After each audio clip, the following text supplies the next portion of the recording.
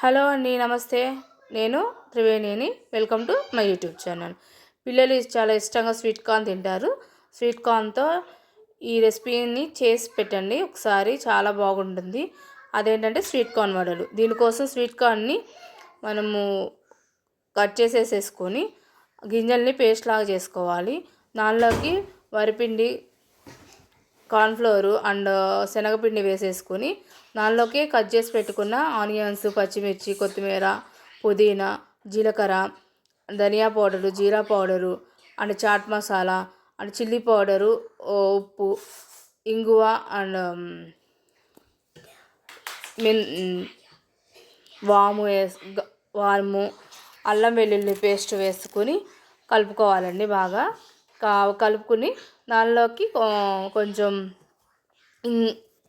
నిమ్మకాయ రసం కూడా పిండేసుకొని కలుపుకోవాలి.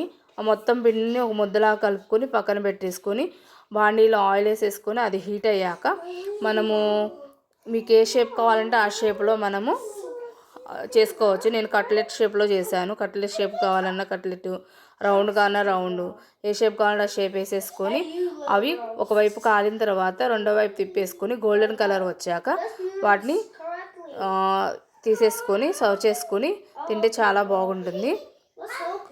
పిల్లలు చాలా ఇష్టంగా తింటారు దీనిలోకి ఎలాంటి చట్నీ కానీ ఏం అక్కర్లేదు. పిల్లల లంచ్ బాక్స్లోకైనా, స్నాక్స్కైనా, ఈవినింగ్ స్నాక్స్ టైంకైనా కానీ చాలా బాగుంటుంది.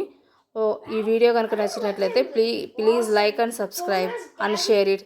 Thank you for watching.